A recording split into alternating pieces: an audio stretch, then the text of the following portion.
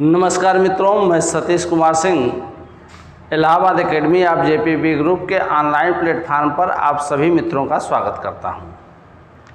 पिछले वीडियो में उत्तरकालीन मुगल शासकों के बारे में हमने पढ़ा था और उस क्रम को ही आगे जारी रखते हुए हम आगे के जो उत्तरकालीन मुगल शासक हैं उनके बारे में आज हम पढ़ेंगे। पिछले वीडियो में हमने आपको बताया था कि औरंगजेब की मृत्यु के बाद बहादुर शाह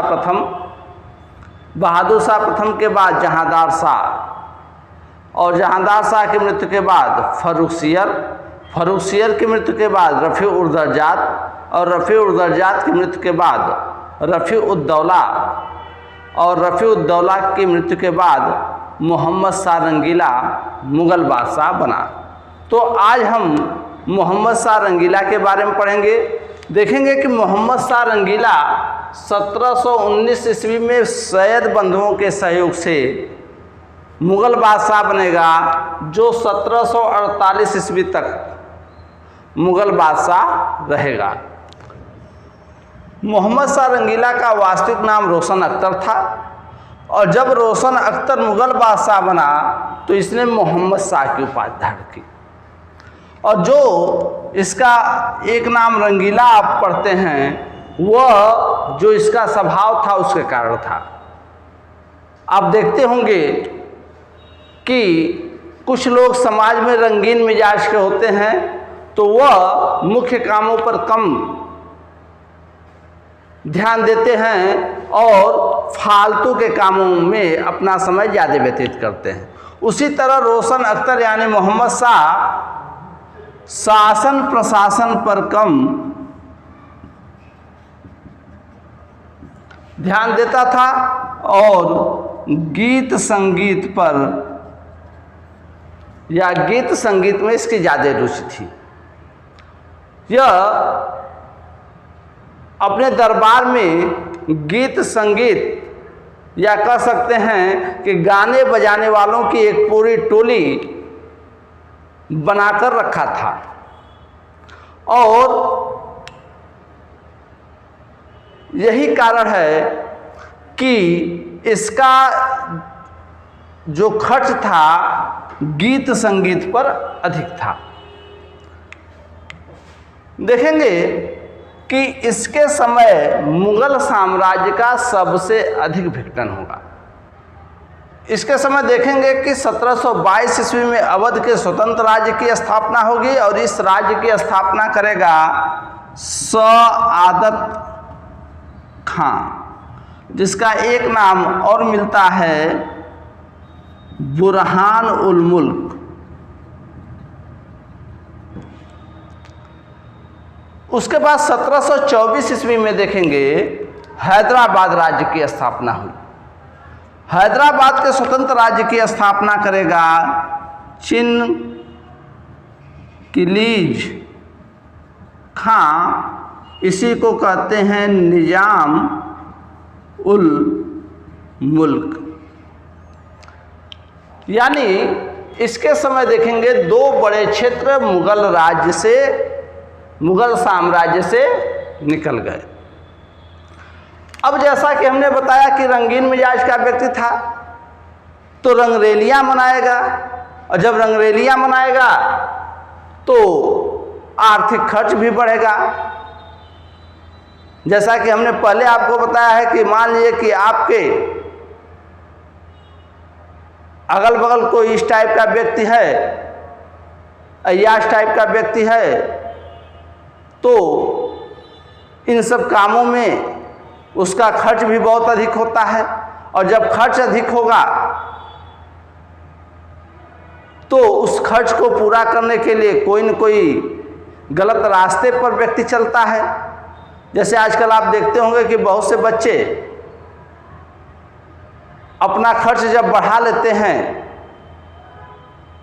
तो वह चोरी करते हैं, छिनैती करते हैं, यानी गलत कार्यों में वह लग जाते हैं। उसी तरह देखेंगे कि खर्च बढ़ने के कारण मुगल साम्राज्य पर जब आर्थिक बोझ बढ़ा तो यह अपने अधिकारियों द्वारा लिए गए घूस में हिस्सा लेना भी शुरू किया। यानी यहाँ से क्वेश्चन बनता है आपका कि कौन सा मुगल बादशाह था जो अपने अधिकारियों द्वारा लिए गए घूस में खुद हिस्सा लेता था, तो वह कौन होगा? मोहम्मद शाह रंगीला। मोहम्मद शाह रंगीला को ठीक उसी तरह समझ सकते हैं जैसे आजकल देखते होंगे कि आजकल के विधायक और मंत्री, कोई भी काम होता है सरकार किसी की भी हो तो देखेंगे कि हर मंत्री का हिस्सा बना रहता है। मंत्री जी को 10%, 20%, 40%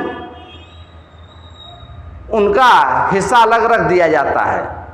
ठीक उसी तरह यहाँ जो मोहम्मद शाह रंगीला है अपने अधिकारियों द्वारा लिए गए घूस में हिस्सा लेता था। लेकिन इसके समय एक महत्वपूर्ण कार्य हुआ कि 1720 ईस्वी में जजिया कर को मुगल साम्राज्य से अंतिम रूप से समाप्त कर दिया गया। इसके बाद देखेंगे कि 1722 ईस्वी में इसी के समय सैयद बंधुओं, जिनके सहयोग से यह खुद शासक बना था, उनकी हत्या कर दी जाएगी और सैयद बंधुओं के विरुद्ध षड्यंत्र में शामिल होगा मोहम्मद शाह रंगीला के साथ चिनकिलीज खां यानी निजाम उल मुल्क। यानी 1722 ईस्वी में सैयद बंधुओं की हत्या कर दी गई। इसके समय देखेंगे कि एक महत्वपूर्ण कार्य और होगा जो मुगल साम्राज्य के लिए बहुत ही घातक सिद्ध होगा कि दक्षिण भारत में या दक्षिण भारत के मराठे 1737 ईस्वी में,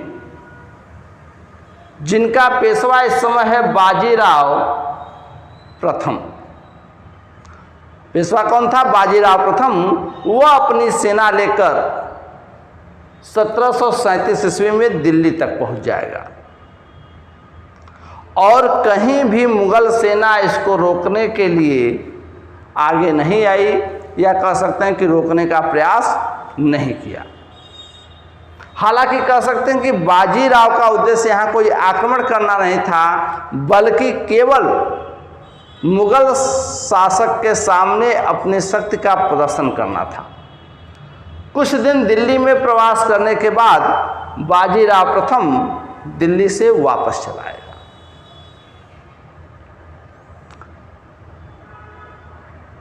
मोहम्मद शाह रंगीला के समय मुगल साम्राज्य की जो स्थिति होगी उसका फायदा उठाएगा ईरान का शासक नादिर शाह, जिसे ईरान का नेपोलियन भी कहा जाता है। नादिर शाह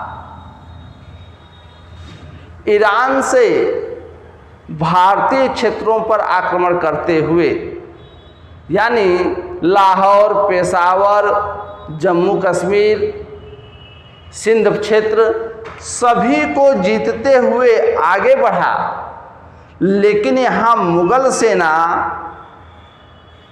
उसको रोकने का प्रयास नहीं करेगी। जब नादिर शाह इन सब क्षेत्रों को जीतते हुए हरियाणा के करनाल के पास पहुंच गया, तब जाकर मुगल सेना उसको रोकने के लिए, उससे युद्ध करने के लिए आगे बढ़ी। आप देखते होंगे कि प्राचीन काल से ही, जब भी आप प्राचीन इतिहास पढ़ेंगे, मिडवल मध्यकालीन इतिहास पढ़ेंगे, तो हमारे देश के शासकों के साथ एक बड़ी समस्या है कि जब तक कोई आक्रमणकारी एकदम दिल्ली के पास नहीं पहुंच जाता था, तब तक उसको रोकने का कोई प्रयास नहीं होता था। और देखेंगे यह प्रवृत्ति आज भी आप में और हम में बसी हुई है। जैसे ताज़ा उदाहरण देखेंगे कि पिछले दिनों UPSSC ने एक फॉर्म निकाला जिसे प्राथमिक एलिजिबिलिटी टेस्ट कहा गया। यानी पेट का। बहुत से लोग इस इंतजार में थे कि अंतिम समय में हम फॉर्म भरेंगे, जैसे कि प्रवृत्ति में हमारे है, स्वभाव में है। बहुत से लोग इस चक्कर में थे कि फॉर्म की डेट तो बढ़नी ही बढ़नी है, अभी क्यों भरें। यानी अंतिम समय का हम इंतजार करते हैं। और UPSSC ने इस फॉर्म का डेट नहीं बढ़ाया और बहुत से छात्र इस फॉर्म को ही नहीं भर पाए, यानी वो चूक गए। कहने का मतलब कि यह भारतीयों के स्वभाव में है कि जब तक कोई समस्या एकदम सर पे नहीं आ जाती है, उसका समाधान खोजने का प्रयास हम नहीं करते। जैसे इस समय देख सकते हैं कि कोरोना महामारी जब पिछले 2-3 महीने एकदम पीक पे थी, 15 अप्रैल से 15 मई के बीच, तो लोग बहुत सी सावधानी बरत रहे थे। लेकिन जैसे ही संक्रमण दर थोड़ी सी कम हुई, लोगों ने मास्क लगाना और सैनिटाइजर का प्रयोग करना बंद कर दिया। आप देखते होंगे मार्केट में बिना मास्क के लोग घूम रहे हैं। यानी हम कोरोना की तीसरी लहर को आमंत्रित कर रहे हैं और तब तक हम सावधानी नहीं बरतेंगे जब तक कि कोरोना की तीसरी लहर प्रारंभ नहीं हो जाएगी। कहने का मतलब यह है कि यह भारतीयों के स्वभाव में है कि जब तक कोई समस्या सर पे नहीं आ जाती, हम उसका समाधान खोजने का प्रयास नहीं करते। यानी ईरान का शासक नादिर शाह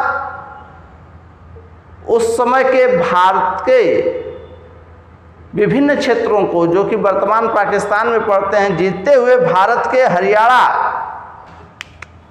के करनाल तक पहुंच गया, लेकिन मुगल सेना इसको रोकने का प्रयास नहीं की। हालांकि जो प्रांतीय सूबेदार थे उन्होंने रोकने का प्रयास किया, लेकिन वो सफल नहीं हुए। ऐसी स्थिति में मुगल सेना और नादिर शाह की सेना के बीच एक युद्ध होगा 24 फरवरी 1739 ईस्वी को, जिसे करनाल का युद्ध कहा जाता है। इस करनाल के युद्ध में मुगल सेना पराजित हुई और मुगल सेना का मीर बख्शी यानी मुख्य सेनापति खाने दौरान युद्ध में मारा गया।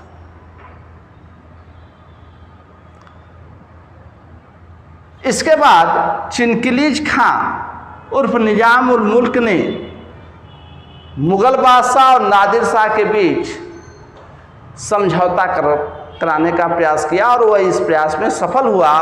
और समझौता यह हुआ कि नादिर शाह 20 लाख रुपए लेकर करनाल से ही वापस चला जाएगा। इस समझौता कराने में चूंकि चिनकिलीज खां ने महत्वपूर्ण भूमिका निभाई थी और यहाँ मुगल सेना का मीर बख्शी खाने दौरान मारा जा चुका है, इसलिए मुगल बादशाह मोहम्मद शाह रंगीला ने चिनकिलीज खां को अपना मीर बख्शी बना दिया।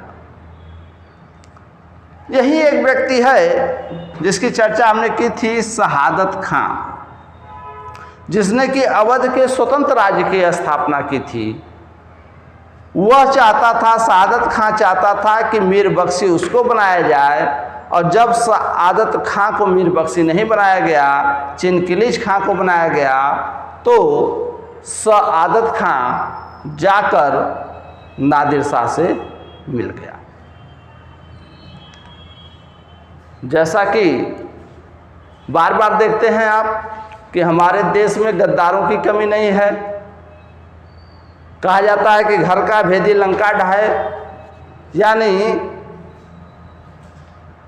जब भी भारत गुलाम बना है या भारत पर विदेशी आक्रमण सफल हुए हैं, तो उसमें भारत के किसी न किसी व्यक्ति का योगदान रहा है। यानी शहादत खां नादिर शाह से मिल जाएगा और कहेगा कि कहाँ आप समझौते के चक्कर में पड़े हैं, आप 20 लाख रुपए के चक्कर में कहाँ पड़े हैं। अगर आप दिल्ली पे आक्रमण करेंगे तो आपको 20 करोड़ तक रुपए मिल सकते हैं। इस लालच में नादिर शाह ने दिल्ली पर आक्रमण किया और दिल्ली पर आक्रमण किया 20 मार्च 1739 ईस्वी को, और आक्रमण करके दिल्ली पर अधिकार करके अपने नाम का खुतबा पढ़वाया। लेकिन इसी बीच दिल्ली में अफवाह फैली कि नादिर शाह मारा गया, जिससे क्रोधित होकर नादिर शाह ने अपने सैनिकों को कत्लेआम का आदेश दे दिया। यानी उसकी सेना ने रास्ते में जो भी मिला, चाहे वह सामान्य व्यक्ति हो चाहे सेना का व्यक्ति हो, सबको एक तरफ से मारना शुरू किया और 3 दिन तक यह कत्लेआम दिल्ली में चलता रहा। जिसके बाद समझौते के प्रयास फिर से शुरू हुए। बड़े प्रयासों के बाद मुगलों और नादिर शाह के बीच एक बार फिर से समझौता हुआ। दूसरी तरफ नादिर शाह ने सआदत खां को खोजना शुरू किया, क्योंकि सआदत खां के कहने पर ही नादिर शाह ने दिल्ली पर आक्रमण किया था। अब नादिर शाह ने सआदत खां से 20 करोड़ रुपए मांगना शुरू किया। सआदत खां कहने को तो कह दिए थे कि 20 करोड़ रुपए मिलेगा, लेकिन वास्तविक स्थिति यह थी कि उस समय मुगल साम्राज्य की आर्थिक स्थिति खराब थी। इसलिए देखेंगे सआदत खां नादिर शाह के क्रोध से बचने के लिए यह जहर खाकर आत्महत्या कर लेंगे। यानी सआदत खां की कहानी यहीं खत्म। दूसरी तरफ देखेंगे कि नादिर शाह और मुगलों के बीच समझौता हुआ, जिसमें 2 करोड़ रुपए मयूर सिंहासन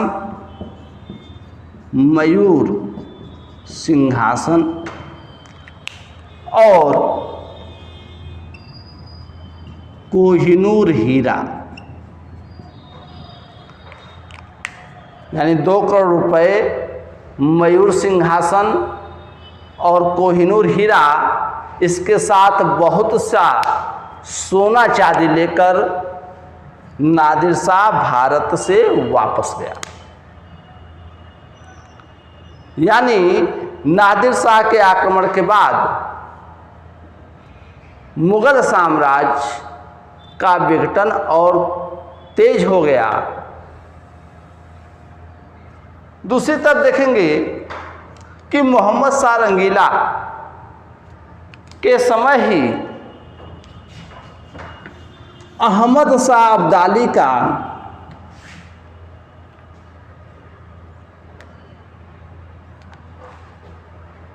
दूसरी तरफ देखेंगे कि मोहम्मद शाह रंगीला के समय ही अहमद शाह अब्दाली 1748 ईस्वी में भारत पर पहली बार आक्रमण करेगा। इसके अलावा देखेंगे कि मोहम्मद शाह रंगीला के समय से ही मुगल दरबार में उर्दू भाषा का महत्व बढ़ना शुरू हो जाएगा। 1748 ईस्वी में मोहम्मद शाह रंगीला की मृत्यु हो गई और इसके बाद अहमद शाह नामक व्यक्ति मुगल बादशाह बनेगा। अब हम पढ़ेंगे अहमद शाह के बारे में। देखेंगे आगे के जो 3 शासक होंगे, अहमद शाह, आलमगीर द्वितीय और शाहजहां तृतीय, इनसे नाम मात्र के क्वेश्चन बनते हैं। देखिए इतिहास में क्वेश्चन वहीं से बनते हैं देखिए इतिहास में क्वेश्चन वहीं से बनते हैं जहाँ कोई नया काम हो या कोई युद्ध हो। यानी यह कहने का मतलब यह है कि आगे के जो 3 शासक हैं इनके समय कोई नया काम नहीं हुआ, इसलिए यहाँ से क्वेश्चन भी बहुत कम बनता है।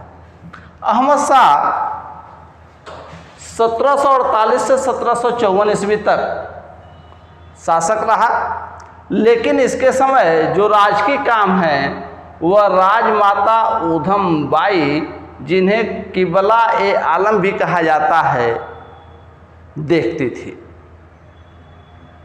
यानी सारे राजकीय कार्य में इनका हस्तक्षेप था। अहमद शाह ने अवध के नवाब सफदर जंग को पहले अपना वजीर बनाया और यही कारण है कि सफदर जंग के समय से अवध के जो नवाब हैं वह नवाब वजीर कहे जाने लगे। अहमद शाह ने पहले तो सफदर जंग को अपना वजीर बनाया, लेकिन बाद में देखेंगे यह एक दूसरे व्यक्ति गाजी उद्दीन इमाद उल मुल्क को अपना वजीर बनाएगा। अहमद शाह के समय मुग़ल राज्य की आर्थिक स्थिति इतनी खराब हो गई कि सैनिकों को वेतन तक नहीं मिल पा रहा था, जिसके कारण सेना ने विद्रोह कर दिया। इस स्थिति का फायदा उठाया इसके वजीर गाजी उद्दीन ने अहमद शाह को अंधा कर दिया, इसको जेल में डाल दिया और जेल में डालकर एक दूसरे व्यक्ति आलमगीर दुती को मुग़ल बादशाह बनाया। आलमगीर दुती 1754 से 58 ईस्वी तक मुग़ल शासक रहेगा। आलमगीर दुती का जो वास्तविक नाम था वह था अजीजुद्दीन। इसके समय ही या इसके शासनकाल में ही बंगाल क्षेत्र में 1757 ईस्वी में प्लासी का युद्ध हुआ। जब आपको बंगाल पढ़ाएंगे तो वहाँ प्लासी के युद्ध के बारे में विस्तार से बताएंगे। 1758 ईस्वी में आलमगीर दुती के वजीर गाजी उद्दीन इमाद उल मुल्क ने आलमगीर दुती की हत्या कर दी और शाहजहां तृतीय को मुग़ल बादशाह बनाया, या कह सकते हैं मुही उल मिल्लर को शाहजहां तृतीय के नाम से मुग़ल बादशाह बनाया। तो यहाँ देखेंगे 2 क्वेश्चन पूछता है, किस मुग़ल बादशाह के वजीर ने उसको अंधा करके जेल में डाल दिया था, और दूसरा पूछता है कि किस मुग़ल बादशाह के वजीर ने उसकी हत्या कर दी। यहाँ जब गाजी उद्दीन इमादुल मुल्क ने आलमगीर दुती की हत्या की और शाहजहां तृतीय को शासक बनाया, तो उस समय आलमगीर दुती का एक पुत्र था अली गौहर, जो पटना में था और पटना में ही उसने अपने आप को स्वतंत्र या कह सकते हैं कि मुग़ल बादशाह घोषित कर दिया, और वही अली गौहर आगे शाह आलम दुती के नाम से मुग़ल बादशाह बनेगा। अब हम पढ़ेंगे शाह आलम दुती के बारे में। शाह आलम दुती 1759 ईस्वी से 1806 ईस्वी तक मुग़ल बादशाह रहेगा। जैसा कि हमने बताया कि इसके पिता की यानी आलमगीर दुती की हत्या कर दी गई, और जिस समय इसके पिता की हत्या की गई उस समय यह कहाँ था? बिहार के यानी बिहार में यानी पटना क्षेत्र में था, और पटना में ही इसने अपने आप को मुग़ल बादशाह घोषित कर दिया।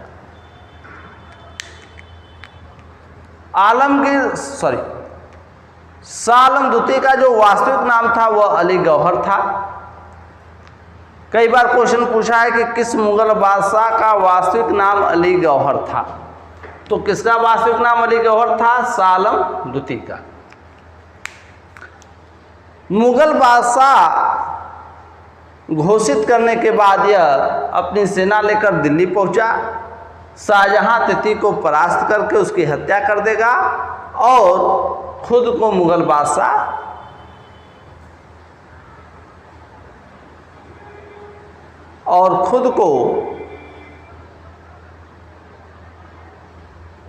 खुद की ताजपोशी करेगा।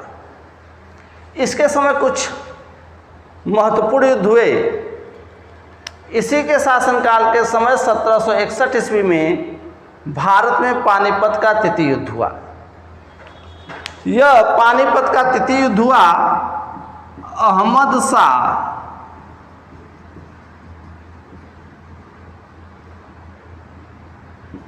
अब्दाली तथा मराठों के बीच, जिसमें मराठों की पराजय हुई। पानीपत के तृतीय युद्ध के बारे में हम विस्तृत बताएंगे, मराठा जब पढ़ाएंगे तब।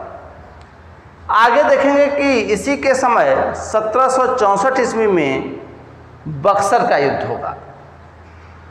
बक्सर का युद्ध में एक तरफ अंग्रेज थे तो दूसरी तरफ अंग्रेजों के विरुद्ध तीन शक्तियां थी। एक थे मुगल बादशाह शाह आलम द्वितीय, दूसरे थे बंगाल के निष्कासित नवाब मीर कासिम और तीसरे थे अवध के नवाब शुजाउद्दौला। लेकिन अंग्रेजों ने इन तीनों लोगों की संयुक्त सेना को बक्सर के युद्ध में परास्त कर दिया और परास्त होने के बाद शाह आलम द्वितीय 1765 ईस्वी में अंग्रेजों से मजबूर होकर इलाहाबाद की संधि करेंगे। इलाहाबाद की संधि के बारे में हम विस्तृत बताएंगे जब हम बंगाल राज्य को पढ़ाएंगे। या यह समझिए कि इलाहाबाद की संधि के द्वारा अंग्रेजों ने इनको इलाहाबाद के किले में 6 वर्ष के लिए कैद कर दिया और इस कैद रहने के दौरान ही यह इलाहाबाद को अपनी राजधानी बनाएंगे।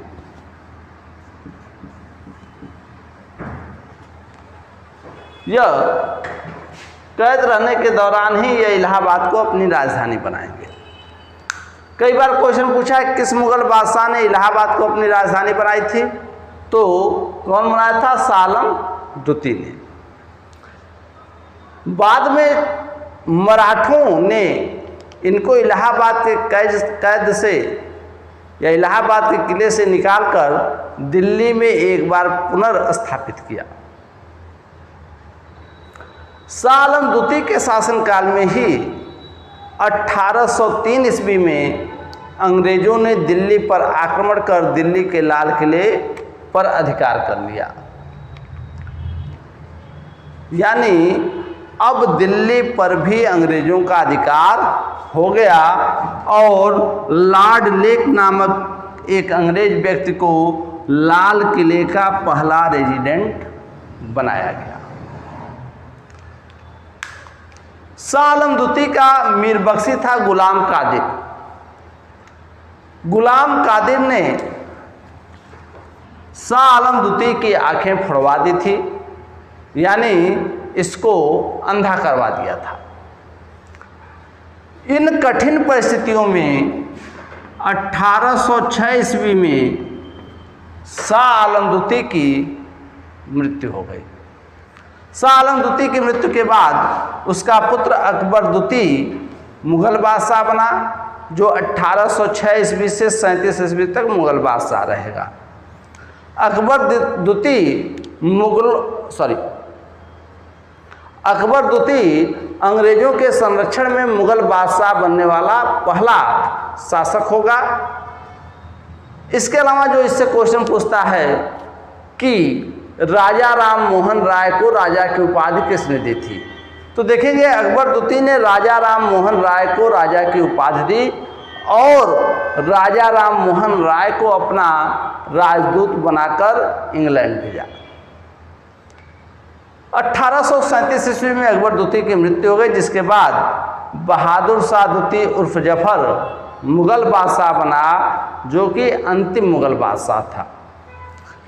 बहादुर शाह द्वितीय उर्फ जफर को बिना साम्राज्य का शासक भी कहा जाता है, बिना साम्राज्य का शासक भी कहा जाता है। इसे जफर उपनाम से भी जाना जाता है, क्योंकि यह जफर नाम से कविताएं और शायरी लिखा करता था, कविताएं और शायरी लिखा करता था। बहादुर शाह द्वितीय उर्फ जफर के जो कविता या शायरी के गुरु थे वह थे इब्राहिम जौक तथा असद उल्ला खां उर्फ गालिब। यानी इब्राहिम जौक और असद उल्ला खां से इसने कविताएं लिखना सीखा था। आगे देखेंगे कि भारत में 1857 की क्रांति होगी। 1857 की क्रांति के समय सैनिकों ने इन्हें अपना नेता घोषित किया, परंतु अंग्रेजों ने सितंबर 1857 ईस्वी में एक बार पुनः दिल्ली पर अधिकार कर लिया और उस समय बहादुर शाह द्वितीय जफर दिल्ली में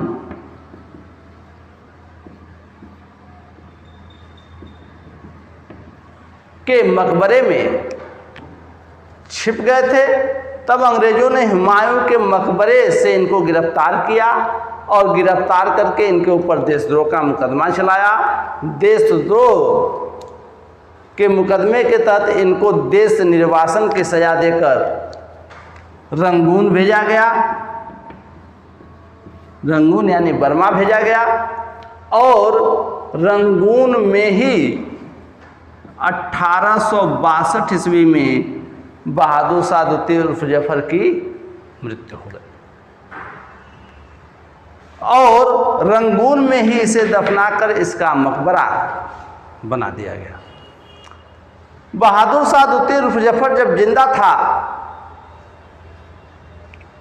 तब इसने दुख भरे शब्दों में यह लिखा कि मैं एक ऐसा अभागा व्यक्ति हूँ जिसको अपनी जन्मभूमि पर 2 गज जमीन भी नसीब नहीं हुई। यानी इसका जो अंतिम संस्कार है वहीं रंगून में ही कर दिया गया। इस प्रकार देखते हैं कि भारत से मुगल साम्राज्य का पूरी तरह पतन हो गया और भारत पर अंग्रेजों ने अधिकार कर लिया। इसी के साथ यह चैप्टर समाप्त। आगे हम चर्चा करेंगे बंगाल राज्य की।